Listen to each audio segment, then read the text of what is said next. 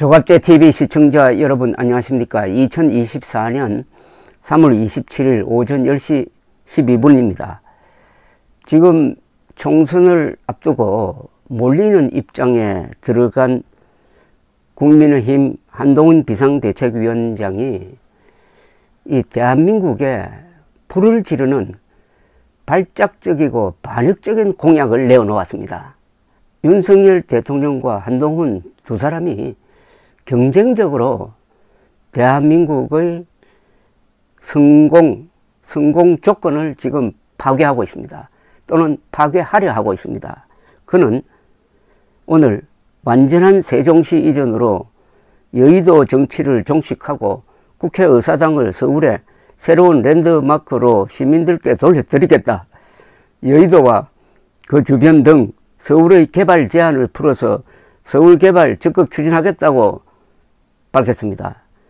오전 서울 여의도 당사에서 기자회견을 열어 이 같은 내용의 총선 공약을 발표를 했습니다. 그는 국민의힘은 분절된 국회가 아닌 완전한 국회를 세종으로 이전해 세종을 정치행정의 수도로 완성하고 기존의 국회 공간은 문화, 금융의 중심으로 바꿔서 동료 시민들에게 돌려드릴 것을 약속한다고 했습니다. 대한민국에 동료 시민이 어디 있습니까? 국민들에게 돌려드린다고 해야지 동료 시민이 이게 뭡니까? 그는 저희가 약속드리는 국회의 완전한 세종 이전은 전부 다 세종으로 이전하자는 것으로 이미 세종에 부지는 준비되어 있고 공사도 예정되어 있다. 완전한 국회의 세종 이전은 행정 비효율의 해소, 국가 균형 발전 촉진, 지역경제 활성화라는 세 마리 토끼를 잡고 세종시를 미국의 워싱턴 DC처럼 진정한 정치행정의 수도로 완성하게 될 것이라고 강조했습니다. 4월 10일은 여의도 정치를 끝내는 날, 미래 정치를 시작하는 날이 될 것이라고 했습니다. 자, 하나씩 따져보겠습니다. 세종시가 이전하면은 현재 있는 정부 부처, 총리실을 포함한 정부 부처와 결합이 되어 가지고 사실상 세종시가 정치 수도 역할을 한다고 이야기를 했습니다. 그렇다면 이것은 헌법 개정 사안입니다. 잘 아시다시피 2002년 대통령 선거 때 노무현 후보가 세종시 부근으로 행정 수도를 건설을 하겠다라고 했는데 그 내용을 들여다보니까 청와대와 대법원, 국회까지 다 옮기는 거였어요. 그러니까 이것은 천도, 즉 수도 이전입니다. 그래서 이명박 서울시장이 헌법 소원을 냈는데 헌법재판소가 이것은 수도 이전이다. 행정수도 이전이 아니다. 따라서 헌법 개정 사안이다라고 함으로써 그것이 좌절되었습니다. 그럼 깨끗이 단념해야 되는데 노무현 정부는 정부 부처의 한 반을 잘라가지고 그쪽으로 이동시켰습니다. 그래서 지금까지 계속되는 이 행정 비효율이 생긴 겁니다. 이명박 대통령이 이래서는 안 되겠다. 세종시를 교육과학도시로 바꿔야 되겠다라고 밀어붙이려고 했더니 또 박근혜 전 의원이 들고 일어나가지고 그걸 또 좌절시켰어요. 이런 상태에서 지금 한동훈 위원장은 사실상 헌법이 금하고 있는 사실상 수도 이전을 하겠다는 겁니다. 이게 왜 제가 반역적이라고 하느냐. 좌익 세력이 오매불망 원하는 것이 서울에서 수도 기능을 빼내버리는 겁니다. 서울을 껍데기로 만드는 겁니다. 그렇게 하면 어떻게 되느냐. 남북한의 대결은 평양과 서울의 대결입니다.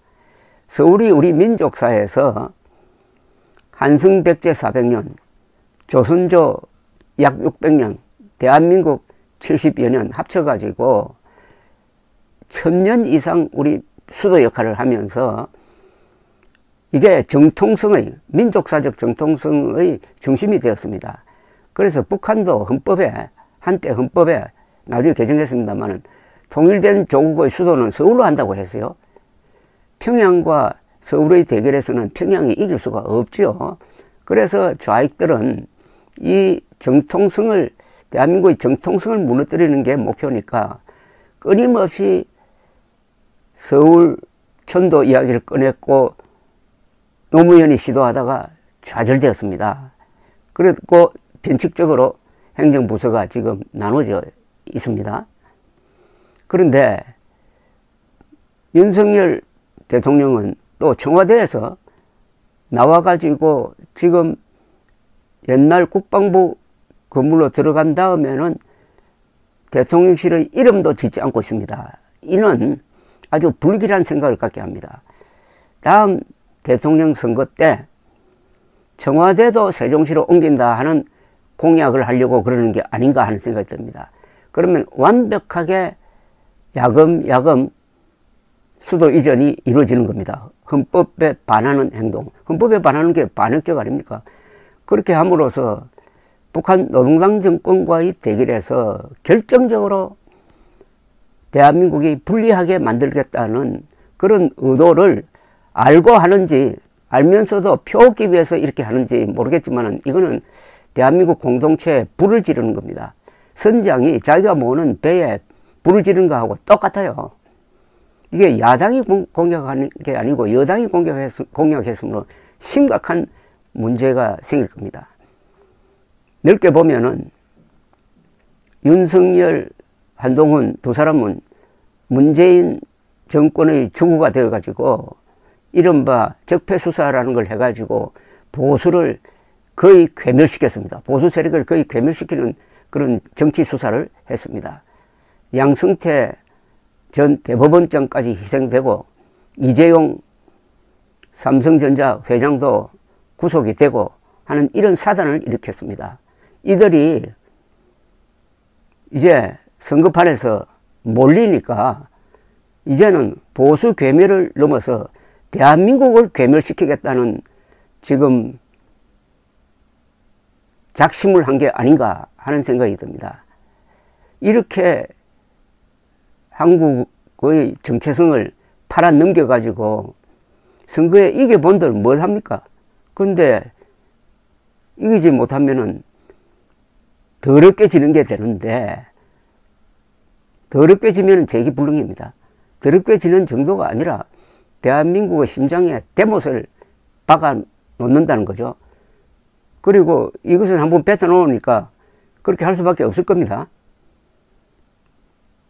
보수 괴멸을 넘어서 윤석열, 한동훈 두 사람이 대한민국 괴멸 작전을 시작을 했다면은 우리 국민들이 들고 일어나야 합니다. 국민들이 들고 일어날 수단은 투표죠. 투표를 통해서. 그렇다고 제가 민주당 찍으라, 조국혁신당 찍으라고는 하지 않습니다. 다른 방법이 있으니까요. 이건 대한민국에 대한 정면 도전이고 대한민국 정통성을 파괴하려는 겁니다.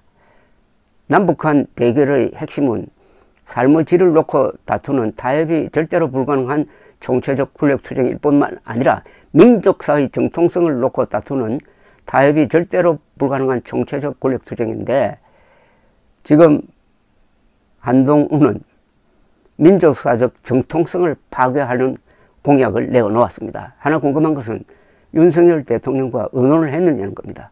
안 했다면 윤석열 대통령을 완전히 허수아비로 만드는 겁니다. 감사합니다.